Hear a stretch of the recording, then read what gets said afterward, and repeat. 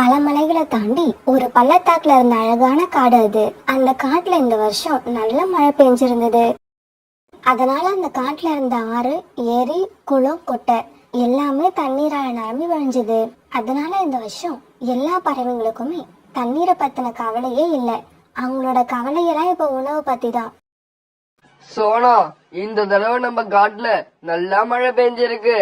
இப்படி மழை பெஞ்சதால எல்லா வயல்களும் விவசாயம் செய்யற பக்குவத்துல இருக்கு. அதனால இந்த வருஷம் நாம ஏன் விவசாயம் செய்யக்கூடாது? புராணா, உங்களோட யோசனை நல்லா தான் இருக்கு. ஆனா நாம இப்ப விவசாயம் பண்றதா இருந்தா எந்த தானியத்தை விவசாயம் பண்றதுன்னு ஏதாவது ஐடியா இருக்கா? சோனா, என்கிட்ட விதை நெல்லு கொஞ்சம் இருக்கு. நெல்லுக்கு தேவையான தண்ணீரும் இப்ப நம்ம காட்டுல நிறைய இருக்கு. அதனால நாம நெல்லையே பயிர் செய்வோம். அப்படியே செய்வோம் புராணா. அப்புறம் நம்ம தேவைக்கு போக நெற்பயிர்கள் அதிகமா இருந்தா அவைகளை மூட்டையா கட்டி நம்ம காட்டுல உள்ள மார்க்கெட்ல கொண்டு போய் வியாபாரமும் பண்ணலாம். நமக்கு நல்ல லாபமும் கிடைக்கும். இப்படி பேசிக்கிட்ட சோனா குருவியும் புறாவும் பிறகு காட்டுல இருந்த ஒரு வயல்ல நெல் விவசாயம் பண்ண தேவையான ஏற்பாடுகளை பண்ணாங்க. இவங்க இப்படி வயல்ல வேலை செஞ்சுட்டு இருக்கும்போது அங்க ஊருக்காகவும் காலுக்காகவும் வந்தாங்க. சோனா, இந்த வயல்ல நீங்க 2 பேரும் என்ன பண்ணிக்கிட்டு இருக்கீங்க? ஏதாவது விவசாயம் பண்ண போறீங்களா என்ன? ஆமாங்க கோரி அக்கா, இந்த வருஷம் நம்ம காட்டுல நல்லா மழை பெஞ்சிருக்கு. ஆறு, குளம், குட்டை, ஏரி எல்லாமே நிரம்பி இருக்கு. அதனால இந்த சந்தர்ப்பத்தை வீணாக்காம இந்த வயல நெற்பயிர் விவசாயம் பண்ணலாம்னு இருக்கோம். காலுஜி, சோனா சொல்றது ரொம்பவும் சரி. நம்ம வீட்டுக்கு பக்கத்துல கூட கொஞ்சம் வயல் இருக்கு. நாமளும் அங்க ஏதாவது நெல் விவசாயம் பண்ணனா நமக்கு ரொம்ப உதவியா இருக்கும். புறா, உங்ககிட்ட கொஞ்சம் விதை நெல் இருக்குமா? இல்ல காலு, எங்க கிட்டயே விதை நெல்லு ரொம்பவும் குறைச்சலாதான் இருக்கு. காலுஜி, வாங்க நாம என்னோட அண்ணன்கிட்ட போவோம். என் அண்ணனுக்கு விவசாயத்துல நிறைய அனுபவம் இருக்கு. அதுவும் இல்லாம எந்த சீசன்ல எந்த பயிர் பண்ணனா நமக்கு லாபம் நிறைய கிடைக்கும்னு அவரே சொல்லுவாரு. இப்படி பேசிக்கிட்ட காலுக்காகவும் குருக்காகவும் பிறகு காலுக்காகத்தோட அண்ணனை பார்க்க பறந்து போனாங்க. சோனா குருவியும் புறாவும் பிறகு தங்களோட வயல்ல தொடர்ந்து வேலை பார்க்க ஆரம்பிச்சாங்க. கோரி, காலு, நீங்க விவசாயம் பண்ணணும்னு ஆசைப்பட்டுட்டீங்க. அப்படி பண்றதா இருந்தா உருளைக்கிழங்கு விவசாயம் பண்ணுங்க. இந்த சீசன்ல உருளைக்கிழங்கு நல்லா விளையும். அதுவும் இல்லாம விளைஞ்சதுக்கு அப்புறம் உங்களுக்கு லாபமும் அதிகமா கிடைக்கும். மாமாஜி, உருளைக்கிழங்கு விவசாயம் பண்ணணும்னா உருளைக்கிழங்கு விதை தேவைப்படும். உங்ககிட்ட உருளைக்கிழங்கு விதை இருந்தா எங்களுக்கு கொஞ்சம் கொடுங்க. என்கிட்ட கொஞ்சம் உருளைக்கிழங்கு விதை இருக்கு, ஆனா கொஞ்சமா தான் இருக்கு. இந்தாங்க, இதை எடுத்துக்கிட்டு போங்க.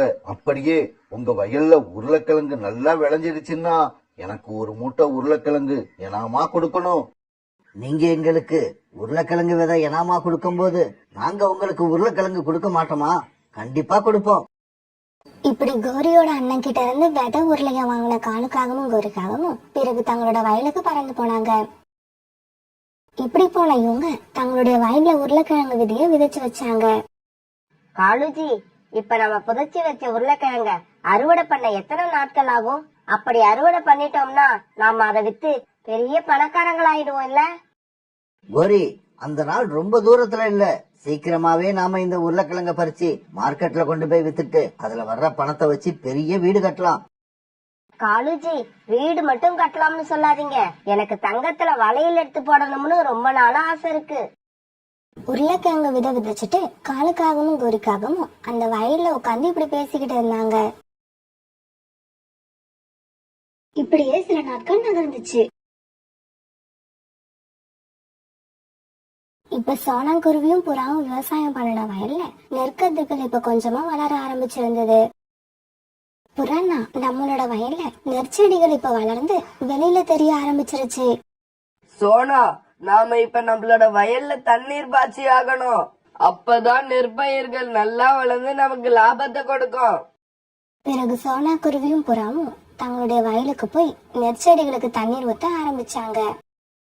கோரி, வா, நாம இப்ப வயலுக்கு போய் வயல்ல விளைஞ்சிருக்க களைகளை அகற்றியாகணும். அப்படி நாம களைகளை அகற்றலன்னா நாம எதிர்பார்த்த அளவுக்கு உருளைக்கிழங்கு நல்லா விளையாது. காலுஜி, நம்ம பயிரிட்டு இருக்க உருளைக்கிழங்கு நல்லா விளைஞ்சதுக்கு அப்புறம் நாம அதை வித்து பெரிய பணக்காரங்களாக போறோம். அப்படி பணக்காரங்களாக போற நாம இப்ப போய் வயல்ல வேலை செய்யறது அவ்வளவு நல்லா இருக்காது. அதனால மத்த பறவைகளை நம்ம வயல்ல வேலை செய்ய சொல்லுவோம். அறுவடை முடிஞ்சு உருளைக்கிழங்க வித்து நம்ம கைக்கு பணம் வந்ததுக்கு அப்புறம் அவங்களுக்கு உண்டான கூலியை கொடுத்துடுவோம். கோரி, நீ சொல்றதும் உண்மைதான். சோனா குருவி புறா மாதிரி இந்த வெயில்ல வயல்ல நின்னு வேலை செய்யணுங்கிற அவசியம் நமக்கு கிடையாதுதான். இப்பவே போய் வயல்ல வேலை செய்யற பறவைகள் யாரையாவது அழைச்சுக்கிட்டு வந்து நம்ம வயல்ல விளைஞ்சி இருக்கிற களைகளை எடுக்க சொல்றேன். இப்படி போன காலுக்காகவும் ஒரு இடத்துல ரீட்டாக்குலயும் புல்புல் பறவையும் இருக்கிறத பார்த்துட்டு அங்க போச்சு. ரீட்டா, புல்புல், எங்க வயல்ல விளைஞ்சிருக்க களைகளை எடுத்து சுத்தம் பண்ற வேலை இருக்கு. உங்கள யாராவது வந்து அந்த வேலையை செய்ய தயாரா இருக்கீங்களா? வேலை செய்யறதுக்கு சம்பளம் எவ்வளவு தருவீங்கன்னு சொல்லுங்க, அப்புறம் நாங்க வந்து வேலை செய்யறோம். இங்க பாருங்க, உங்களுக்கு சம்பளம் தர்றதுக்கு இப்ப என்கிட்ட பணம் கிடையாது. ஆனா உருளைக்கிழங்கு விளைஞ்சதுக்கு அப்புறம் மார்க்கெட்ல கொண்டு போய் வித்துட்டு என் கைக்கு பணம் வந்த உடனே நீங்க செஞ்ச வேலைக்கு நிறைய பணம் சம்பளமா கொடுப்பேன். பிறகு இதுக்கு சம்மதிச்ச ரீட்டாக்கிலையும் புல்புல் பறவையும் காலுக்காக வயல்ல போய் வேலை பார்த்தாங்க. இப்படி போன இவங்க காலுகோரி வயல்ல ஒரு நாள் புறா வேலை பார்த்து வயல்ல இருந்த களைகள் எல்லாத்தையும் எடுத்து வயலை சுத்தம் பண்ணினாங்க. இவங்களை இப்படி வயலை சுத்தம் பண்ண சொல்லிட்டு காலுக்காகவும் கோரிக்காகவும் தங்களுடைய வீட்டுல படுத்து நிம்மதியா தூங்கிட்டு இருந்தாங்க. இப்படி வயல்ல வேலை பார்த்து முடிச்சதுக்கு அப்புறம் ரொம்ப களைச்சு போய் வெளியில வந்த ரீட்டாக்கிலையும் புல்புல் பறவையும் சோனா குருவியும் புறாவும் பார்த்தாங்க. ரீட்டா, ஏன் இவ்வளவு களைச்சு போய் வரீங்க?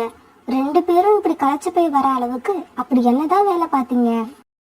அதை ஏன் சோனா கேக்குற?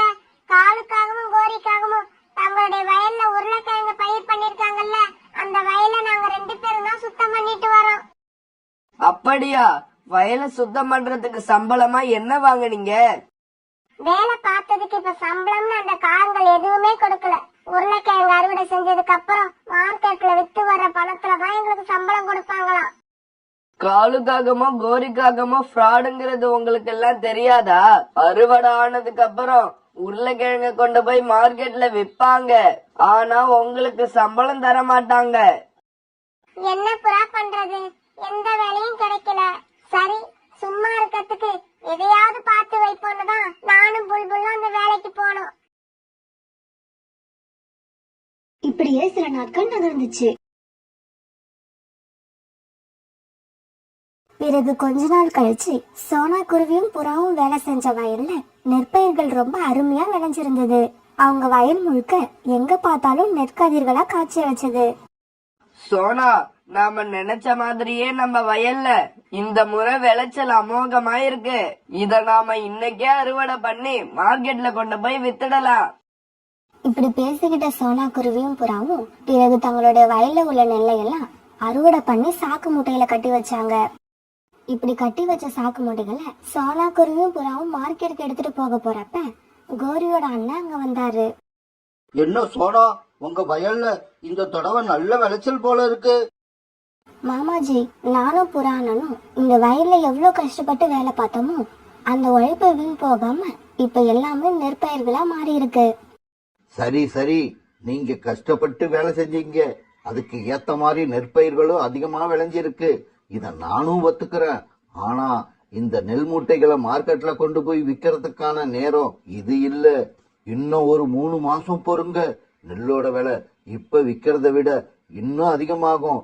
அப்புறம் மார்க்கெட்ல கொண்டு போய் நீங்க உங்களோட நெல்லை வித்தீங்கன்னா உங்களுக்கு லாபம் 2 மடங்கா கிடைக்கும். இல்ல மாமாஜி, எங்களுக்கு அப்படிப்பட்ட லாபம் தேவையில்லை. உணவு பொருட்களை பதுக்கி வச்சு விக்கணுங்கிற அவசியம் எங்களுக்கு இல்ல. இப்படி சொன்ன சோனா குருவியும் புறாவும் பிறகு தங்களுடைய நெல் மூட்டைகளை எடுத்துக்கிட்டு மார்க்கெட்டை நோக்கி போனாங்க. இப்படி மார்க்கெட்டுக்கு போன சோனா குருவியும் புறாவும் தங்களோட நெல் மூட்டைகளை நல்ல விலைக்கு வித்தாங்க. இந்த சமயத்துல காலுக்காகவும் கோரிக்காகவும் தங்களோட வயல்ல விளைஞ்சிருந்த உருளைக்கிழங்க பூமிக்கு அடியில இருந்து வெளியே எடுத்து குவிச்சு வச்சாங்க. மாமாஜி, நீங்களும் நல்ல சமயத்துல தான் வந்திருக்கீங்க. எங்க கூட மார்க்கெட்டுக்கு வாங்க. இந்த உருளைக்கிழங்க கொண்டு போய் நல்ல விலைக்கு வித்துட்டு வருவோம். அண்ணா, எங்க வயலை பாத்தியா எப்படி விளைஞ்சிருக்குன்னு? இந்த முறை எங்களுக்கு லாபம் ரொம்ப அதிகமா கிடைக்கும்னு நினைக்கிறேன். இங்க பாரு கோரி, வயல்ல மாடு மாதிரி வேலை செஞ்சா மட்டும் பத்தாது. நாம விளைவிச்ச பொருட்களை எப்ப வித்தா லாபம் அதிகமா கிடைக்கும்னு கணக்கு போட தெரிஞ்சிருக்கணும். மாமாஜி, நீங்க என்ன சொல்றீங்க? இந்த உருளைக்கிழங்கை எல்லாம் கொண்டு போய் உங்க வீட்டுல ஒரு ரூம்ல போட்டு வைங்க. இன்னும் 3 மாசம் இதெல்லாம் அப்படியே இருக்கட்டும். அதுக்கப்புறம் உருளைக்கிழங்கு இப்ப விக்கிற விலையை விட 2 மடங்கு அதிகமாகும். அப்ப வித்தீங்கன்னா உங்களுக்கு லாபம் எவ்வளவு கிடைக்கும்னு நீங்களே கணக்கு போட்டுக்குங்க. அண்ணா, நல்ல சமயத்துல நீங்க வந்தீங்க.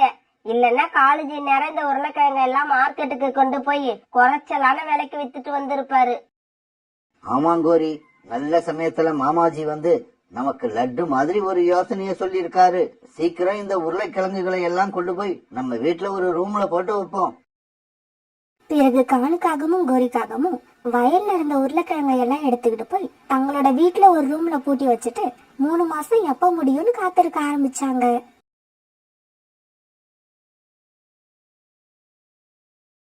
ஒரு நாள் கோரியோட அண்ணன் அவசர அவசரமா காலுக்காக வீட்டுக்கு வந்தாரு. காலு, கோரி, சீக்கிரமா உங்க வீட்டுல உள்ள உருளைக்கிழங்கை எல்லாம் சாக்கு மூட்டையில கட்டி மார்க்கெட்டுக்கு கொண்டு போங்க. இப்ப உருளைக்கிழங்கோட விலை 2 மடங்கு ஏறி இருக்கு. இப்ப கொண்டு போய் உங்களோட உருளைக்கிழங்க மார்க்கெட்ல வித்தீங்கன்னா நீங்க நினைச்சு பார்க்காத அளவுக்கு லாபம் கிடைக்கும். கோரி, நாம பெரிய வீடு கட்ட போறதுக்கான நேரம் வந்துருச்சு. இத மட்டும் சொன்னா எப்படி காலேஜி? எனக்கு வளையல், நெக்லஸ் இதையெல்லாம் வாங்குற காலம் கூட தான் வந்துருச்சு. பிறகு இவங்க 3 பேரும் தங்களோட வீட்டுக்குள்ள உருளைக்கிழங்கு போட்டு வச்சிருந்த ரூமுக்கு போனாங்க. இப்படி போன இவங்க உருளைக்கிழங்கு இருந்த நிலைமைய பார்த்துட்டு ரொம்பவும் அதிர்ச்சி ஆயிட்டாங்க. அந்த ரூம்ல இருந்த எல்லா உருளைக்கிழங்கும் அழுகி போய் பூசணை பிடிச்சிருந்தது. அது மட்டும் இல்ல, அந்த ரூமுக்குள்ள ஒரு கெட்ட வாடையும் வந்தது. இத பார்த்த காலுக்காகவும் கோரிக்காகவும் கண்ணீர் விட்டு அழுதாங்க. அண்ணா, என்ன இது? நம்மளோட உருளைக்கிழங்கு எல்லாம் இப்படி வீணா போய் கிடக்கு. இத பாக்குறப்ப எனக்கு நெஞ்சே வெடிச்சிடும் போல இருக்கு. கோரி, ஆசை யார விட்டது? கிடைக்கிற லாபம் போதும்னு நினைச்சு சோனா குருவி புறா மாதிரி நாமளும் இந்த உருளைக்கிழங்க 3 மாசத்துக்கு முன்னாடியே வித்திருக்கலாம். ஆமா ஆமா, சோனா குருவி புறா மாதிரி உங்க பேச்ச காதுல வாங்காம நாங்களும் அப்பவே இந்த உருளைக்கிழங்க வித்திருக்கணும். பேராசைப்பட்டதால இப்ப எதுவுமே கிடைக்காம போயிடுச்சு.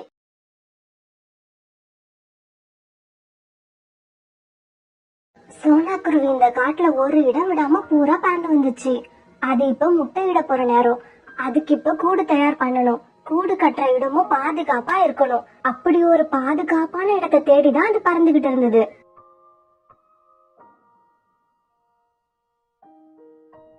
கடைசியா சோனாக்குருவிக்கு அப்படி ஒரு மரம் கிடைக்க அந்த மரத்து மேல வந்து உட்கார்ந்தது.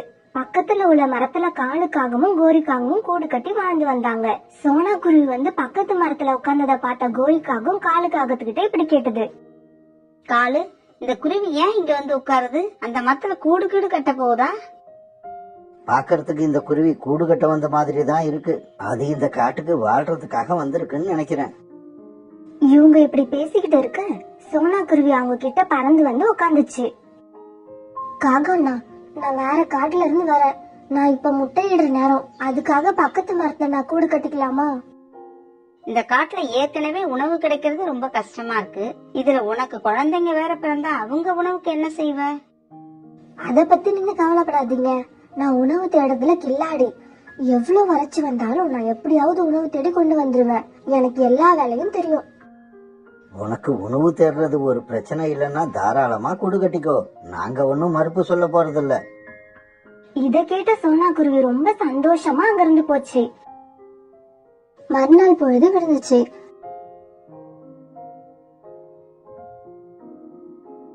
சோனாக்குருவி சீக்கிரமா எழுந்து கூடு கட்ட தேவையான பொருட்களை கொண்டு வந்து கூடு கட்ட ஆரம்பிச்சது.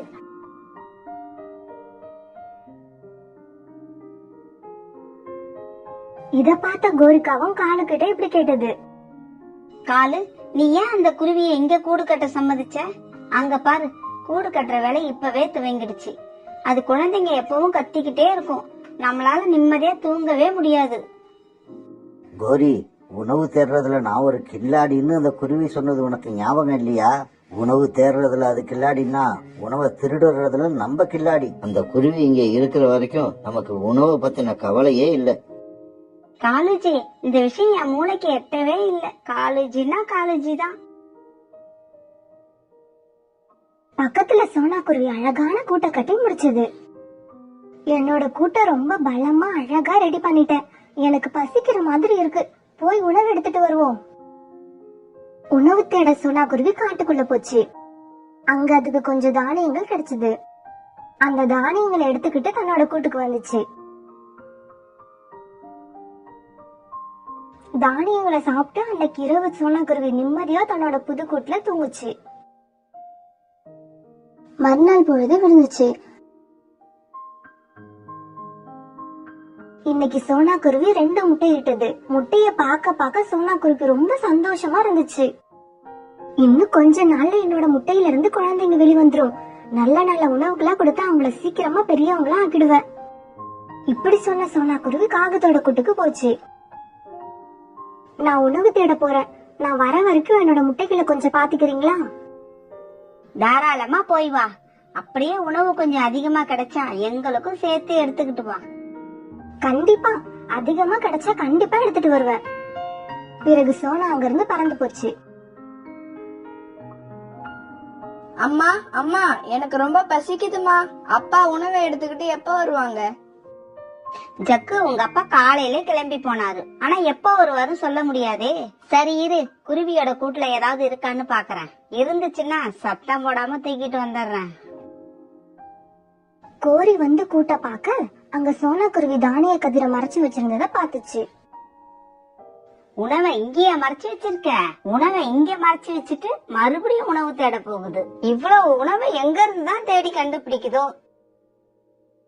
இப்படி சொன்ன கோரி அந்த நெற்கதிரை எடுத்துக்கிட்டு தான் கூட்டுக்கு திரும்பிச்சு. அந்த உணவு சோனா குருவி பிறக்க போற தன் குழந்தைங்களுக்காக சேகரிச்சு வச்சிருந்தது. கொஞ்ச நேரம் கழிச்சு சோனா குருவி திரும்பி வந்துச்சு. என்ன இது, பிறக்க போற குழந்தைங்களுக்காக உணவு சேகரிச்சு வச்சிருந்தனே, அது எங்க காணும்? நானும் சாப்பிடலையே. நானும் சாப்பிடலன்னா அது எங்கதான் போகும்? நான் தான் சாப்பிட்டிருப்பேனா? நான் தான் சாப்பிட்டிருப்பேன். சோனா இப்படி சொல்லிட்டு அந்த விஷயத்த அதோட விட்டுடுச்சு. இப்படியே கொஞ்ச நாட்கள் ஓடின.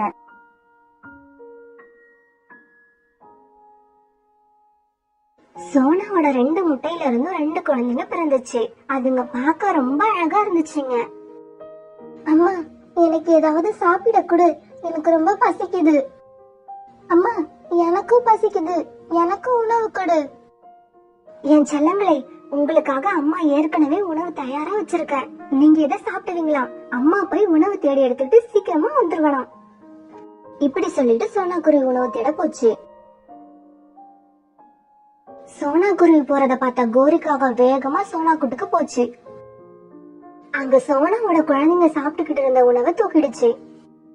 ஆண்டி, இந்த உணவு எங்களோடது. எங்க அம்மா இத கொடுத்து சாப்பிட சொல்லிருக்காங்க. நீங்க ஏன் இதை எடுக்கிறீங்க? எங்களுக்கு ரொம்ப பசிக்குது. வாயை மூடுங்க. ஏதாவது பேசுனீங்க அடி பின்னிடுவேன்.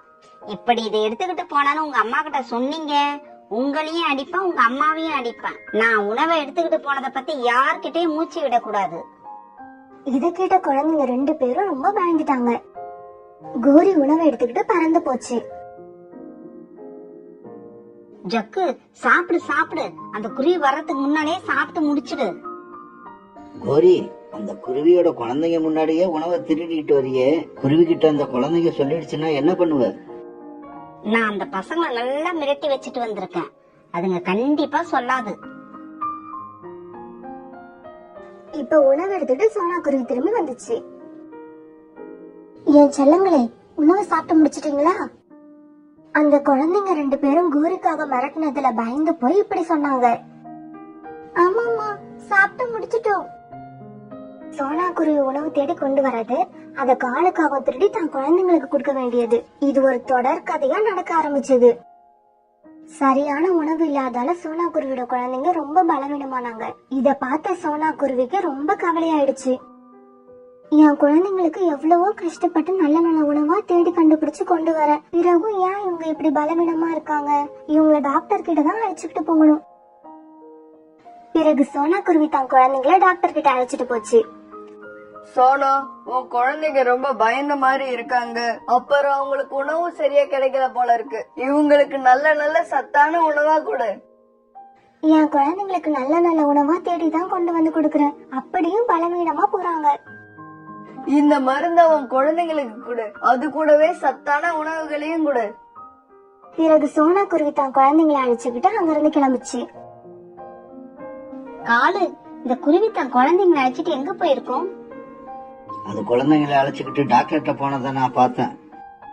குழந்தைங்க உடம்பு பலவீனமா இருக்குன்னு டாக்டர் கிட்ட போயிருக்கோம். யார்கிட்ட போய் என்ன பண்றது? ஜக்கும் நானும் அவங்க உணவை சாப்பிடுற வரைக்கும் அதுங்க உடம்பு பலவீனமா தான் இருக்கும். இப்படி சொல்லிட்டு 3 பேரும் சிரிச்சாங்க. என் செல்லங்களா, இந்த பழங்களை சாப்பிடுங்க. அம்மா நதி வரைக்கும் போய் உங்களுக்கு தண்ணி எடுத்துக்கிட்டு வரேன். சோனா குருவி நதி பக்கம் பறந்து போச்சு. அது போறத பார்த்த கோரிக்காக குழந்தைங்க கிட்ட போச்சு. குழந்தைங்களா, அந்த பழங்களை இப்படி கொடுங்க. உங்க அம்மா உங்களுக்கு வேற பழம் கொண்டு வருவாங்க. பழங்களை நீங்க எடுத்துக்கோங்க, ஆனா எங்களையோ எங்க அம்மாவையோ அடிக்க கூடாது. நான் இப்படி வந்து உணவை திருடிக்கிட்டு போறத யார்கிட்டயும் சொல்லாத வரைக்கும் நான் உங்களையோ உங்க அம்மாவையோ அடிக்க மாட்டேன். பிறகு பழங்களை எடுத்துக்கிட்டு கோரிக்காகம் தான் கூட்டுக்கு போச்சு. இந்த கருப்பு ஆண்டி ரொம்ப கெட்டவங்க. இவங்கள பத்தி இன்னைக்கு அம்மா கிட்ட சொல்லதான் போறேன். அப்படி சொல்லாத. சொன்னா அந்த ஆண்டி நம்மளையும் நம்ம அம்மாவையும் அடிச்சு கொன்னுடுவாங்க. இப்படி நம்ம சாப்பிடாமலே இருந்தா கூட சாகதான் போறோம். நம்ம இறந்தா அம்மா என்ன உயிரோடையா இருக்கும்? இன்னைக்கு நான் அம்மா கிட்ட சொல்றதுதான். அப்ப நதி பக்கம் போன சோனா குருவி திரும்பி வந்துச்சு. நான் சொல்லதான் போறேன். சொல்லாத, அப்புறம் ஆண்டி நம்ம எல்லாரையும் கொன்னுடுவாங்க. குழந்தைங்க இப்படி பேசிக்கிறத கேட்ட சோனா குருவிக்கு குழப்பமாயிருச்சு. என் செல்லமே, நீங்க சொல்லுங்க, அம்மா கிட்ட என்ன சொல்ல போறீங்க? அம்மா, தினமும் நீங்க எங்களுக்கு கொடுக்கிற உணவை எதிர்கூட்டுல இருக்கிற கருப்பு ஆண்டி வந்து எடுத்துக்கிட்டு போயிடுவாங்க. இத உங்க அம்மா கிட்ட சொன்னா உங்களையும் உங்க அம்மாவையும் கொன்னுடுவேன்னு மிரட்டி வச்சிருக்காங்க. இப்ப சோனா குருவிக்கு எல்லாமே புரிய வந்தது. என் குழந்தைங்க நாளுக்கு நாள் பலவீனமா போய்கிட்டு இருக்கிறதுக்கான காரணம் இப்பதான் எனக்கு புரியுது. என் செல்லங்களே, எந்த விஷயமா இருந்தாலும் சரி, உங்களோட அம்மா கிட்ட இருந்து மறைக்கவே கூடாது. கோரிக்காகவும் காலுக்காகவும் ஏதோ வேலையா வெளியே போயிருந்தாங்க. ஜக்கு மட்டும்தான் கூட்டுல தனியா இருந்தான். அப்போ ஒரு பாம்பு காகத்தோட கூட்டு பக்கம் வந்துச்சு. அது ஜக்குவ விழுங்க பாக்குது. அப்ப அத பார்த்த சோனா குருவி வேகமா பறந்து போய் ஜக்குவ தான் 2 கால்களால தூக்கிட்டு தன்னோட கூட்டுக்கு வந்துச்சு. ஜக்கு பாம்பை பார்த்ததால ரொம்ப பயந்து போயிருந்தான். ஆண்டி, ஆண்டி, அந்த பாம்பு ரொம்ப பெருசா இருந்தது. நீங்க மட்டும் வரலன்னா அது நேரம் என்ன விழுங்கி இருக்கும். அப்ப அங்க வந்த கோரியும் காலும் கூட்டுல ஜக்குவ காணாம சோனா குருவி கூட்டுக்கு வந்தாங்க. ஜக்கு, ஜக்கு, ஏன் இங்க வந்த? நீ ஏன் அழுதுகிட்டு இருக்க? அம்மா, நம்ம கூட்டுக்கிட்ட பெரிய பாம்பு வந்துச்சு. ஆண்டி தான் என்ன காப்பாத்துனாங்க. இல்லன்னா அது என்ன விழுங்கி இருக்கும். கோரி, இனிமேலாவது எல்லா குழந்தையும் தான் குழந்தையா பாக்க கத்துக்க. நான் இப்ப அப்படி நினைச்சுதான் ஜக்குவ காப்பாத்துறேன். ஆனா நீங்க என் குழந்தைங்க கிட்ட இருந்து உணவு திருடிட்டு போய் சாப்பிட்டிருக்கீங்க. உங்களுக்கு வெக்கமா இல்ல? கோரியும் காலும் சோனா பேசுனதை கேட்டு எந்த பதிலும் சொல்ல முடியாம நின்னாங்க. ஏன்னா சோனா குருவியோட குழந்தைங்க கிட்ட இருந்து இவங்க உணவு திருடியும் சோனா குருவி இவங்க மகளோட உயிரை காப்பாத்திருக்கு. நான் இந்த கூட்டுல இருந்து என் குழந்தைங்களை அழைச்சிட்டு போக போறேன். ஆனா ஒண்ணு மட்டும் ஞாபகம் வச்சுக்கோங்க, மத்தவங்களுக்கு தொல்லை கொடுக்கற யாருமே கடைசி வரைக்கும் நிம்மதியா வாழ முடியாது.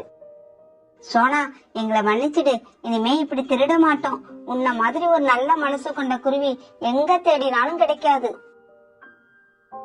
இருந்தாலும் சோனா குருவி தான் குழந்தைங்களை அழைச்சுக்கிட்டு அங்கிருந்து பறந்து போயிடுச்சு.